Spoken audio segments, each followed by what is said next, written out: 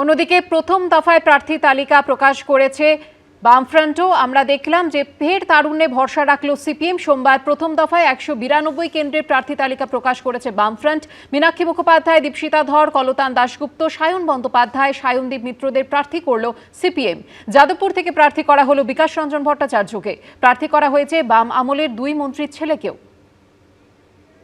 বামপন্থী শক্তিকে জোরদার করার লক্ষ্যে পথ চলা। আমরা এবার বিধানসভা নির্বাচনে এই কাজের ওপর বেশি গুরুত্ব আরোপ করতে চাইছি। 21-এর পর 26, ফের একবার তারুণ্যের ওপর ভরসা রাখলো বামেরা। গত বিধানসভা নির্বাচনের মতো এবারও প্রার্থী করা হলো সিপিএমের তরুণ তুর্কিদের। প্রার্থী করা হলো মীনাক্ষী মুখোপাধ্যায়, দীপশিতা ধর, সায়নদীপ মিত্র, সপ্তর্ষি দেব, কলতান দাশগুপ্ত, সায়ন বন্দ্যোপাধ্যায়ের মতো যুব প্রজন্মকে। তবে বামেদের প্রার্থী তালিকায় সবথেকে বড় চমক নিহত তামান্না খাতুনের মা সাবিনা ইয়াসমিন। 2025-এর 23শে জুন মিছিল থেকে বোমা ছোঁড়ার অভিযোগ ওঠে। সেই বোমার আঘাতেই ছিন্ন ভিন্ন হয়ে যায় 9 বছরের স্কুল ছাত্রী তামান্না খাতুনের দেহ। নিহত তামান্নার মা সাবিনা ইয়াসমিনকে কালীগঞ্জ আসন থেকে প্রার্থী করল সিপিএম। কালীগঞ্জ সাবিনা ইয়াসমিন ফিমেল, ইনি একজন শহীদ কন্যার মাতা। যেদিনকে আমি আমার মেয়ের বিচার পাবো সেদিনকে ভালো খারাপ, এখানে আমার প্রার্থীর জন্য আমার ভালো খারাপ নাই। আমি প্রার্থী হয়েছি তাই আমি শুধু লড়াই করার জন্য। এই লড়াইটা আমার জারি থাকবে। এটা ভোটে জয়ী বা অজয়ী নয়, আমি সব সময় চাইবো যে সমাজ শিক্ষিত হতে, সমাজকে গড়ে তুলতে। সোমবার রাজ্যে 294টি আসনের মধ্যে প্রথম দফায় 192টি আসনে প্রার্থী তালিকা ঘোষণা করেন বামফ্রন্ট চেয়ারম্যান বিমান বসু। এবারও বামেদের প্রার্থী তালিকার একটা বড় অংশ জুড়ে রয়েছে তরুণ প্রজন্ম। যেমন হুগলির উত্তরপাড়া থেকে প্রার্থী করা হয়েছে মীনাক্ষী মুখোপাধ্যায়কে। সিপিএমের আরেক তরুণ মুখ দীপশিতা ধর লড়বেন দমদম উত্তর আসন থেকে। একসময় বামেদের দুর্গ বলে পরিচিত বরানগর আসনে প্রতিদ্বন্দ্বিতা করবেন সায়নদীপ মিত্র। পানিহাটি কেন্দ্রে প্রার্থী করা হয়েছে তরুণ সিপিএম নেতা কলতান দাশগুপ্তকে। এই চ্যালেঞ্জটা আমরা গ্রহণ করেছি যে এবার বাংলাকে বাঁচানোর লড়াই, যে বাংলায় অভয়ার মতো ঘটনা দেখেছে এবং তারপর তৃণমূল সেই ঘটনা ধামাচাপা দেওয়ার চেষ্টা তো করলোই, এবং বিজেপির নেতারাও সেটাতে এমন সেটিংয়ে জুড়ে গেলেন যে আজ অবধি সেই অভয়ার বিচার হলো না। এই ধরনের ঘটনা যাতে আর না ঘটে তার জন্য বামপন্থীদের বিধানসভায় সোচ্চার উপস্থিতির প্রয়োজন আছে। মহেশতলায় সিপিএমের প্রার্থী আইনজীবী সায়ন বন্দ্যোপাধ্যায়। খড়দায় প্রার্থী হয়েছেন দেবজ্যোতি দাস। রাজ্যের প্রাক্তন মন্ত্রী কান্তি গঙ্গোপাধ্যায়ের ছেলে সাম্য গঙ্গোপাধ্যায়কে রায়দিঘি আসন থেকে প্রার্থী করা হয়েছে। আর এক প্রাক্তন মন্ত্রী গৌতম দেবের পুত্র সপ্তর্ষি দেবকে প্রার্থী করা হয়েছে রাজারহাট নিউ টাউনে। আমাদের শুধু নির্বাচন ভিত্তিক তো কাজ হয় না, সারা বছর ধরেই আমরা মানুষের লড়াই আন্দোলনের সঙ্গে যুক্ত থাকার চেষ্টা করি এবং আমরা আশা করব যে পশ্চিমবাংলার মানুষ এবং নিউ টাউনের মানুষ অবশ্যই যে তারা এবার আমাদেরকে প্রেফার করবেন। তরুণদের পাশাপাশি অভিজ্ঞ ও পোড় খাওয়া নেতারাও রয়েছেন প্রার্থী তালিকায়। কলকাতার প্রাক্তন মেয়র ও প্রাক্তন রাজ্যসভার সাংসদ আইনজীবী বিকাশ রঞ্জন ভট্টাচার্যকে যাদবপুর থেকে প্রার্থী করা হয়েছে। প্রাক্তন সিপিএম বিধায়ক মানস মুখোপাধ্যায় তার পুরনো কেন্দ্র কামারহাটি থেকে ভোটে লড়বেন।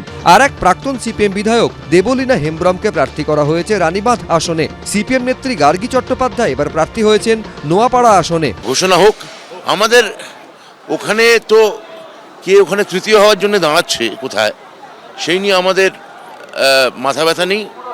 আমরা চাইবো যে অন্তত ন্যূনতম যেন একটা সিট এবার পায়, এটা ভালো হবে, রাজ্যের জন্য ভালো, লেফট নিশ্চয়ই ভালো হবে। আমাদের খুব তাড়াতাড়ি করে দিবে, আমাদের তাড়াতাড়ি করে দিবে, এটা তো আমার ব্যাপার না, এটা প্রদেশ কমিটি, রাজ্য কমিটি, দিল্লি তাদের ব্যাপার। সিপিএম কংগ্রেসের শূন্যর গেরো কি কাটবে? উত্তর মিলবে 4 মে ফল প্রকাশের দিন। উজ্জ্বল মুখোপাধ্যায়, কৃষ্ণেন্দু অধিকারী, অনির্বাণ বিশ্বাস, এবিপি আনন্দ।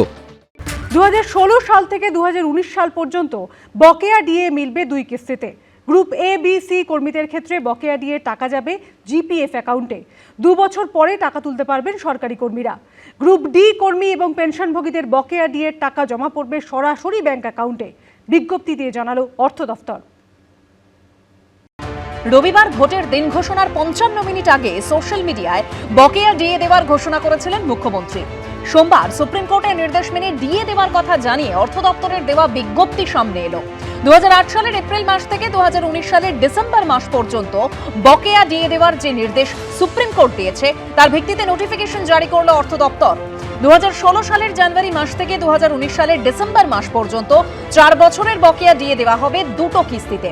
চলতি বছরের মার্চে প্রথম কিস্তি ও সেপ্টেম্বর মাসে দ্বিতীয় কিস্তি মিলবে। 2008 সালের এপ্রিল থেকে 2015 সালের ডিসেম্বর পর্যন্ত বকেয়া ডিএর ক্ষেত্রে সুপ্রিম কোর্ট যে কমিটি তৈরি করে দিয়েছে, সেই কমিটির সঙ্গে রাজ্য সরকার আলোচনা করে ঠিক করবে বকেয়া ডিএ কবে কত কিস্তিতে দেওয়া হবে।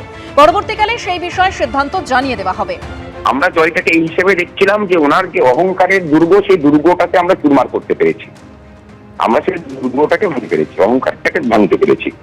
আজকে উনি যে নোটিফিকেশন দিয়েছেন, 3টে নোটিফিকেশনই পড়েছি আমরা, কিন্তু আমাদের প্রশ্ন হচ্ছে 1/4/2008 থেকে 31/12/2015 পর্যন্ত এই যে পিরিয়ডটা, সেই যে পিরিয়ডটা সম্পর্কে সাইলেন্ট থেকেছেন এবং বলেছেন যে পরে করব। অর্থাৎ এখন যেটুকু আমার মনে হলো যে ললিপপ ধরিয়ে দিয়ে বললো যে আমাকে জিতিয়ে নিয়ে এসো, তারপরে আমি জিতে যাওয়ার পরে আবার দাঁতটা দেখাবো। সরকার সুপ্রিম কোর্টের যে অর্ডারটা পুরো ভায়োলেট করলো, এটা তো বলেনি। সুপ্রিম কোর্ট তো বলেছে ইমিডিয়েট এফেক্ট 25% দিয়ে, তারপরে ফার্স্ট ইনস্টলমেন্টটা বলেছিল 31শে মার্চের মধ্যে। আদার্স যে ইনস্টলমেন্টগুলোতে যদি সরকার দেয় সেটা পুরো সম্পূর্ণতা করতে হবে জুলাই 15, মানে জুলাই মাসের 15 তারিখের মধ্যে। এই যে অল্প কিছু দিয়ে তারা দেখে নিতে চাইছে যে তারা ক্ষমতায় আসতে পারে কিনা। রাজ্য সরকারি কর্মী এবং যারা 2008 সালের এপ্রিল মাস থেকে 2019 সালের ডিসেম্বর পর্যন্ত এই সময়কালে কাজ করেছেন এবং এখন অবসর নিয়েছেন, তারা সকলেই বকেয়া ডিএ পাবেন। গ্রুপ এ বি সি কর্মীদের ক্ষেত্রে বকেয়া ডিএর টাকা যাবে সরাসরি জিপিএফ অ্যাকাউন্টে। বকেয়া ডিএ জমা পড়ার 2 বছর পরে টাকা তুলতে পারবেন সরকারি কর্মীরা। এর মধ্যে কেউ অবসর নিলে তিনি সেই সময় পুরো টাকা তুলতে পারবেন। গ্রুপ ডি কর্মীদের বকেয়া ডিএর টাকা জমা পড়বে সরাসরি ব্যাংক অ্যাকাউন্টে। পেনশনভোগীরাও বকেয়া ডিএর টাকা সরাসরি ব্যাংক অ্যাকাউন্টে পাবেন। অবশ্যই আমি সুপ্রিম কোর্টকে ধন্যবাদ জানাবো, কারণ এই গভর্নমেন্ট অর্ডারের মধ্যে মুখ্যমন্ত্রী এখন গিমিক করছেন। এই গভর্নমেন্ট অর্ডারের মধ্যে স্পষ্ট বলা আছে সুপ্রিম কোর্টের রায় 5 ফেব্রুয়ারি 2026, যেটার জন্য আজকে পশ্চিমবঙ্গ সরকার দিতে বাধ্য হলো। এটাই আপনাদের বোঝাতে চাই, আদালতের লড়াই যেমন থাকবে ঠিক সেরকমই আপনাদের একতা, ঐক্য এটাও বজায় রাখতে হবে, তবেই জয় আসবে। আগামী দিনে আবার লড়াই হবে, সেই লড়াইয়ে আশা করব আপনারা সবাই এইভাবেই সংঘবদ্ধভাবে লড়াই করবেন। সুপ্রিম কোর্টের রায় ছিল বকেয়া ডিএর 25% টাকা সঙ্গে সঙ্গে মিটিয়ে দিতে হবে। বাকি 75% টাকা সুপ্রিম কোর্টের গঠন করে দেওয়া কমিটির সঙ্গে রাজ্য সরকারকে আলোচনা করে সেই টাকা কবে কত ধাপে দেওয়া হবে সেটা ঠিক করতে হবে। তার মধ্যে প্রথম কিস্তি দিয়ে দিতে হবে এই বছরের মার্চ মাসের মধ্যে। রাজ্য সরকারের জারি করা নোটিফিকেশনের সঙ্গে সুপ্রিম কোর্টের রায়ের কিছুটা পার্থক্য রয়েছে। সূত্রের খবর, এ নিয়ে রাজ্য সরকারের ব্যাখ্যা, সুপ্রিম কোর্টের রায়ের স্পিরিট সেটাকে ধরে এই বকেয়া টাকা দেওয়ার ব্যবস্থা করা হয়েছে।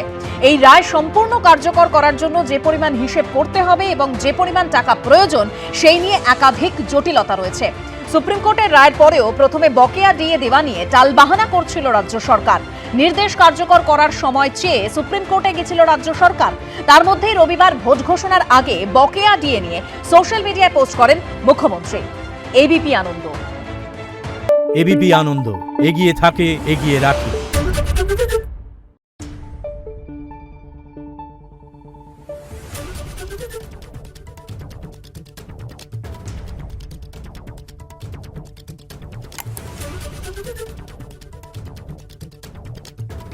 Thank you.